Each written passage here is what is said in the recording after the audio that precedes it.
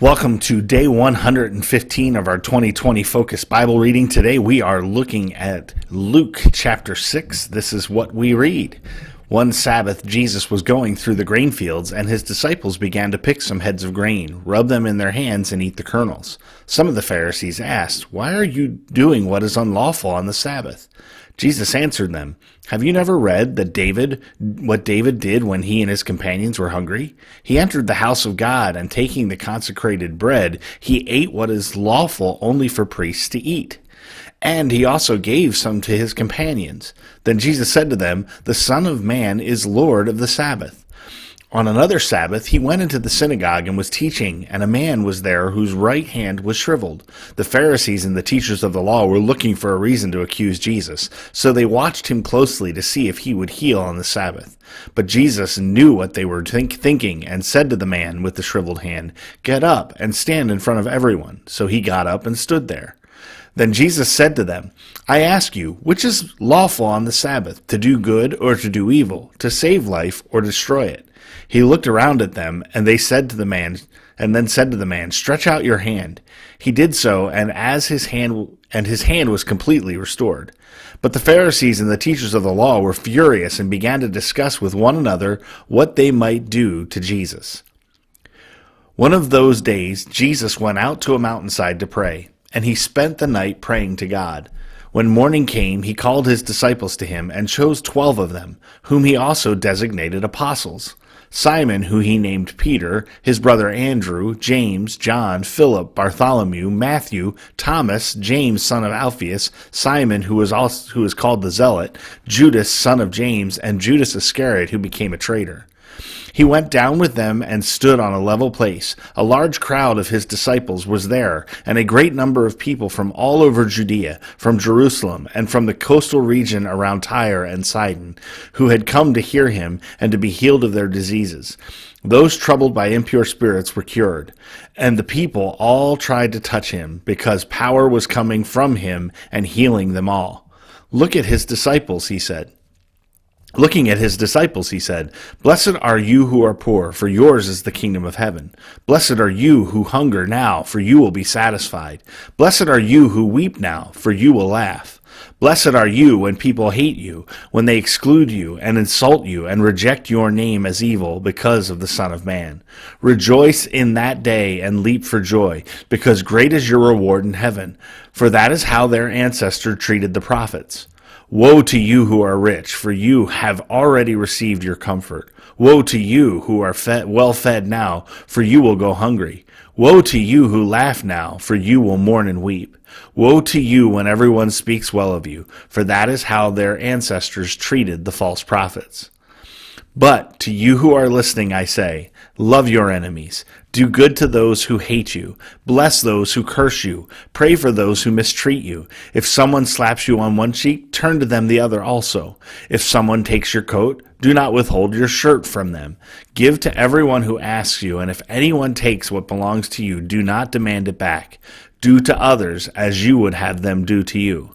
If you love those who love you, what credit is that to you? Even sinners love those who love them. And if you do good to those who are good to you, what credit is that to you? Even sinners do that. And if you lend to those from whom you expect repayment, what credit is that to you?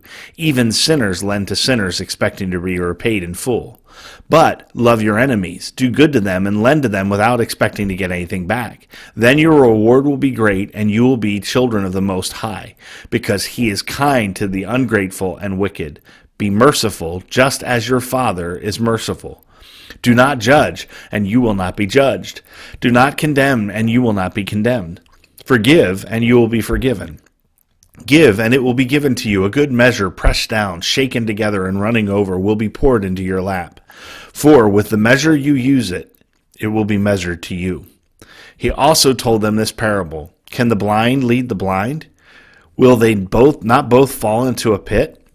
The student is not above the teacher, but everyone who is fully trained will be like their teacher. Why do you look at the speck of sawdust in your brother's eye and pay no attention to the plank in your own eye? How can you say to your brother, Brother, let me take the speck out of your eye, when you yourself fail to see the plank in your own eye? You hypocrite! First take the plank out of your eye, then you will see clearly to remove the speck from your brother's eye. No good tree bears bad fruit, nor does a bad tree bear good fruit. Each tree is recognized by its own fruit. People do not pick figs from thorn bushes or grapes from briars. A good man brings good things out of the good stored up in his heart, and an evil man brings evil things out of the evil stored up in his heart. For the mouth speaks what the heart is full of. Why do you call me Lord, Lord, and do not do what I say? As for everyone who comes to me and hears my words and puts them into practice, I will show you what they are like. They are like a man building a house who dug down deep and laid the foundation on rock. When a flood came, the torrent struck that house could not shake. But when a flood came, the torrent struck that house but could not shake it, because it was well built. But the one who hears my words and does not put them into practice is like a man who built a house on the ground without a foundation. The moment the torrent struck that house, it collapsed, and its destruction was complete. All right, so lots of stuff in that chapter. Honestly, this is a summary a little bit of the Sermon on the Mount. So when you hear this teaching, you'll hear the echoes of what you find in Matthew's chapter 5 through 7. Matthew 5 through 7 is obviously a longer section. And there's just, there's quite a bit here. Jesus calling his disciples, the claiming to be Lord of the Sabbath, and in other words, he controls the Sabbath, and he's doing good on the Sabbath. And it's the start of the angst that begins to grow between the teachers of the laws, the Pharisees, and Jesus. They're now beginning to question, what are we going to do with this guy? John the Baptist is having to deal with Herod. So what are we going to do dealing with Jesus? It's interesting that it's right around that time where they begin to plot against Jesus. Jesus identifies his 12 disciples. Says, all right, guys, you're the core. You're the ones that I'm going to build this movement upon.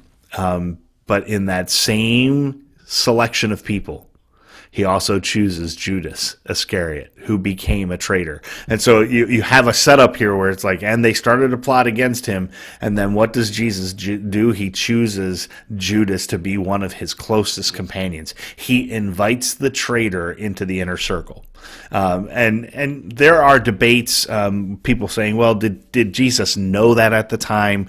To say that he didn't, I think, begins to diminish him as God. Yes, he gave up a lot of things, took on human flesh and things like that, but he's reading people's hearts as we've been reading through the Gospel of Luke. There's clearly power at work in him. I do not think it was an accident. It was not a mistake. It was not a happenstance. Jesus includes him. And then Jesus is going to love Judas all the way throughout the remainder of the story, because he's doing the very thing he's about to tell everybody they should do. Because Judas is going to become his enemy. He knows this, and yet he still loves him, which is exactly what he tells us to do. So it's almost as if the gospel writers, in mentioning, hey, and this is the guy that's going to be the traitor, Jesus chooses him, but he's going to betray Jesus. But it doesn't necessarily, it doesn't run counter to what Jesus is doing, because Jesus tells them to love their enemies.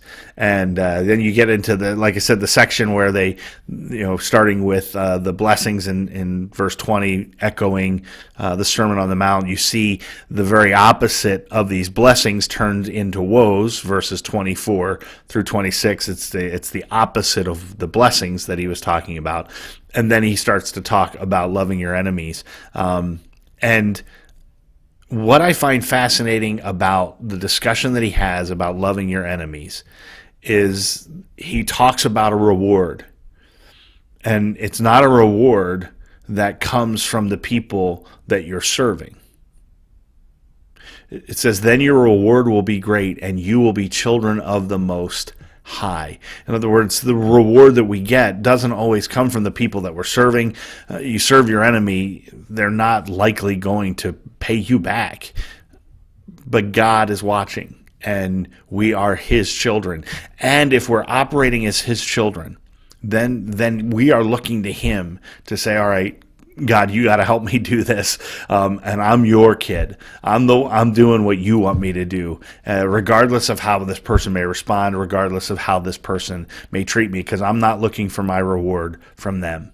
And so, just a lot of really great teaching in here about judgment, bearing fruit, and checking for good fruit, and then listening and doing what Christ says. That's the last part I want to touch on. Is why do you call me Lord, Lord, and do not do what I say? When we read in the book of Romans, though that those who call on the name of the Lord will be saved. The idea is we call him Lord. It's not just that we reach out and say, I don't want to go to eternal punishment. I just want my sins forgiven. No, it's a lordship claim. There is faith, there's trust, there's confidence, there's allegiance that we have to Jesus, and we are called to do what he says. Do we do this perfectly? Oh, I wish that we would. But Jesus is calling us, and he calls us to a difficult and high standard, but God is watching, and he will bless. So those are my thoughts for today. We will see you tomorrow. Have a good one.